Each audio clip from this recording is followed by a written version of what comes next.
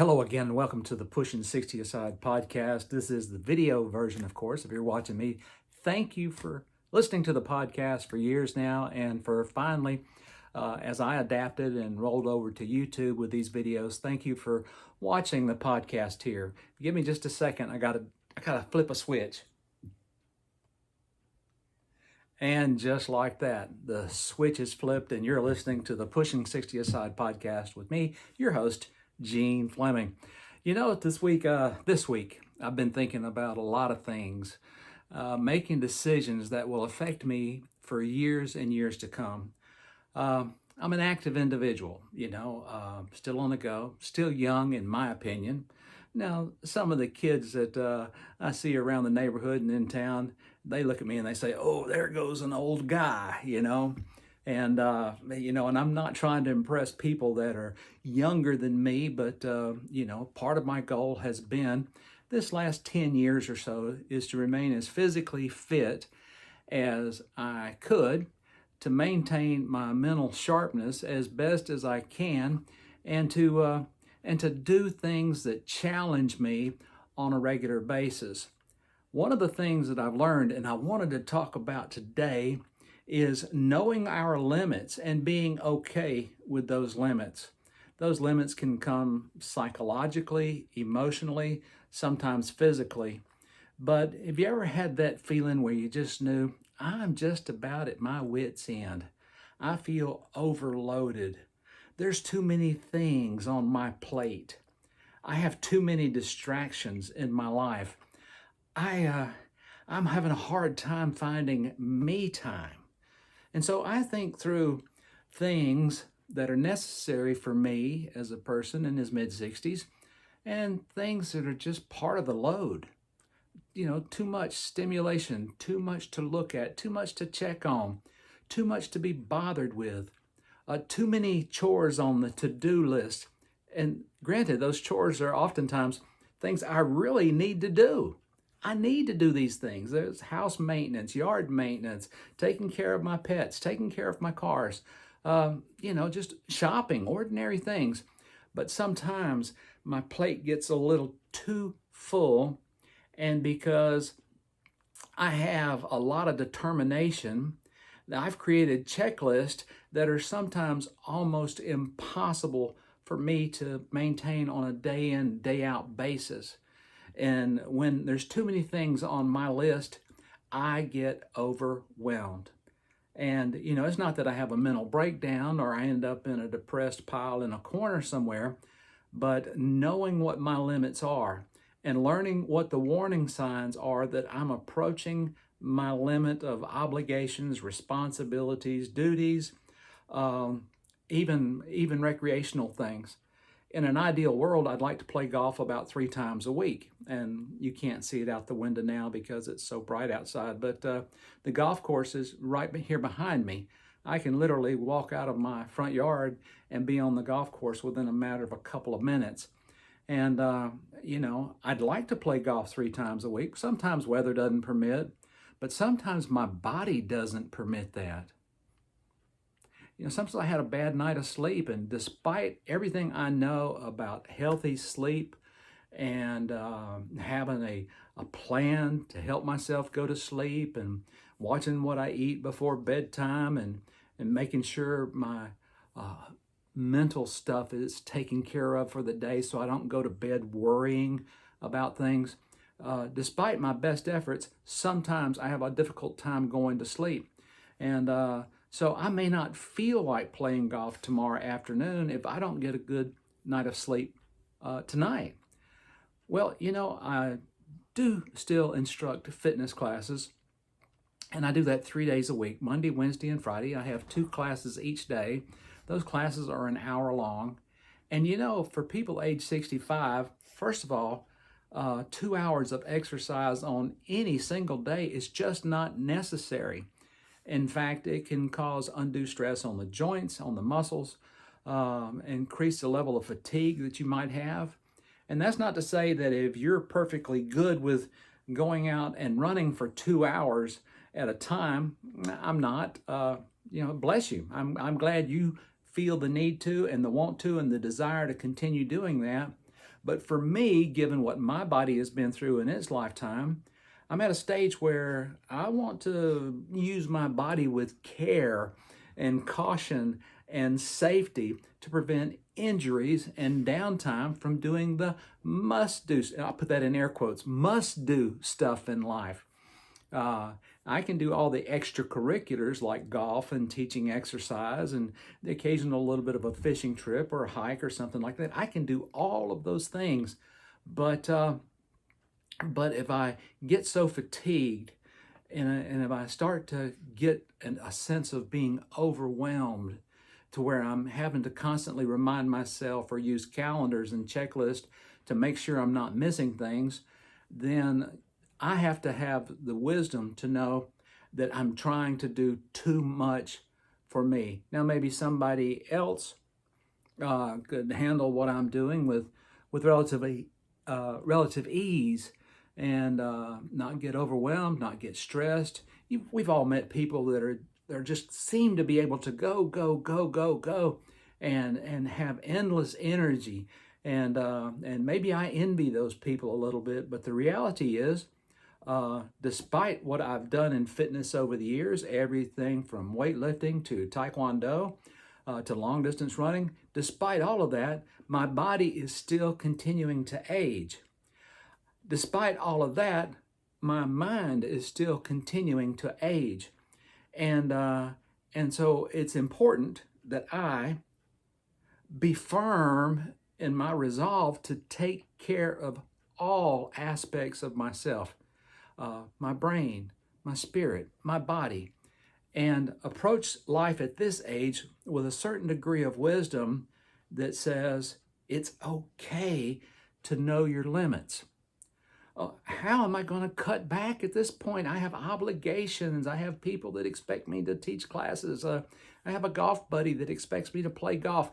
How do I cut back and, without hurting anybody's feelings and without quitting entirely some of the things that I actually enjoy, but literally cause me stress? Just because you enjoy something doesn't mean that it's stress-free on your whole makeup. It can, you might enjoy doing something. Let's say you attend religious services 3 times a week. And that's pretty common here where I live, that people go to church twice on Sunday and once midweek. That's pretty common. But if you're in a constant state of fatigue and you feel the pressure of must go and attend a service at your church because you do enjoy it and it is part of your life and it's an important part of your life. But if you wake up on Thursday morning or on Monday morning and you're so tired because you expended so much energy and invested so much time in doing something, maybe cutting back to 2 religious services a week is a good idea. Maybe for me, cutting back to 2 rounds of golf every week instead of 3 is a good idea. Maybe for me, teaching just one 1-hour exercise class 3 times a week is a good idea for me. That way, when I come home from teaching, instructing seniors in fitness, there's something left in the tank for the rest of the day. So maybe I can get some of those chores and shopping trips and special projects around the house done that otherwise I'd be just too worn out to do. I was thinking about myself and my co-instructor, Deborah Brown. We basically leave our houses at 8 to 8:30 in the morning. We arrive at the Fort Payne Senior Center along about, I usually go about 8:45 for me. She's there earlier, bless her heart and thank her. And then from the time we walk into the building until the time we're done with our second class, Deborah and I are both on our feet for about, on our feet, that's funny. We're on our feet for about 3 hours nonstop, sometimes a little longer. So standing for 3 hours is hard for almost anybody at any age. But once you're over 60 or so, it's really fatiguing. just being, not to mention that we're actively teaching 2 aerobic sessions and 2 upper body strength sessions and 2 sections of balance work and lower body exercises as well. It's a lot for a person over 60 to do. Yeah, because of the time element involved. So a lot of times when Deborah and I walk out of the classes, we are literally fatigued. I know she's got stuff to do when she goes home, and I got stuff to do when I go home. But when I look at the big picture and I ask the question, and I encourage you to ask yourself this question, are the sum total of things that I'm doing in my life, are they blessing me? Are they cursing me? Because if they're blessing me, they still energize me. They give me energy. They keep me healthy. If they're cursing me, they're giving me stress. They're wearing me out physically.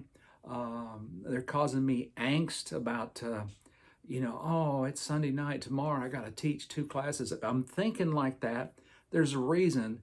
And so I have to know my limits and quit worrying about the obligation, because if I wear myself out entirely, if I burn myself out, then I end up teaching no classes. And so why am I doing that? Why am I teaching fitness classes in middle age? Because I love it, and I love being involved with the people, and I love seeing the results of keeping people physically active well on into their late 90s now, or not late 90s, late 80s. Correction there, you caught me. But these folks are interested in keeping themselves as healthy as they possibly can, and I get to be a part of that. That is priceless to me. It's something I enjoy. It's something I've been doing for over 4 years now. And the benefit to me is I get to see the results in their lives. I get to see their energy level improve. I get to see their strength, their stamina improve. And I even see improvements in their ability to balance. And so it seems to me that this is a noble vocation for me to be involved in, working with seniors in fitness. But if I burn myself out early, then I didn't benefit from the very program I teach. And there's just no wisdom in that. I don't know how many years I'll have on this earth. Nobody does. I could be as healthy as a 65-year-old guy can be and make a bad call out here on the highway and end up wrapped around a phone pole. It could happen. Somebody could hit me in traffic. Hey, one of those random lightning strikes from a thunderstorm that's 10 miles away reaches out and taps me on the head, and it's all over. But otherwise, I need to continue exercising myself. And when I teach fitness, I exercise along with the class, and in a way that frees me up, because my exercise is done for the day. And giving 6 classes a week, my exercise is done for the week. I'm doing cardiovascular, doing strength, doing balance. That's exactly what those of us in middle age need to be working on. But that's just one aspect of our fitness and our health as we age. The rest of life still goes on, and sometimes it comes at us hard. We get bad news, we get good news, we have celebrations, we have sad times and funerals and things like that require our attention. We have home repairs, and here for us, we just went through a major home repair that we didn't see coming until it was necessary. As it turns out, we had a bad piece of decking, of underflooring in our large bathroom. And so it required the entire floor be stripped out and redone, from the joist underneath the house to the plywood decking to the new flooring. It all had to be done. And so there was 3 or 4 days that we didn't have use for that bathroom. That's just life stuff, expensive life stuff. And so a little bit stressed about having gone through that. The stress is gone since it's fixed now. But during the lead up to it, finding the contractor, agreeing on a price, agreeing on the flooring and all of that stuff, all of those are just little tap, tap, tap, tap, taps of stress. And we're pet owners. I'd like to think that, my pets bring me far more joy than they do stress. But the fact of the matter is, if you've got 3 dogs like we have 3 dogs, or any other farm or domesticated animal, those animals require work and work every day. They require a fragment of your time for food, water, grooming, walking, whatever else it is you have to do with them. And that's one more tap, tap, tap of stress. So, and then most importantly, I have to think about, what am I robbing and who am I robbing from if I obligate myself in so many avenues outside the home? Yeah, it's great that I'm teaching senior fitness and that I do that 3 days a week. That's a nice community-minded thing to do, a contribution to society here in our small town. That's all great. But if I'm doing that and playing golf the other 3 days of the week, I have to ask myself a legitimate question. Am I robbing from my family time to do that? And that's a fair question. And so one thing I know for sure is if you ignore your family time too much, you're going to have stress. I can assure you that. Now, don't get me wrong, me and my wife, we're not having any problems. In fact, we talk through this kind of stuff all the time because she wants the best for me and I want the best for her. And we talk about things that are causing us stress. And sometimes those stressors are family, sometimes it's pets, sometimes it's financial obligations. It's all the stuff. Taxes, we just filed our taxes. We're going to pay again this year. I guess that's a good sign. We had enough to pay from.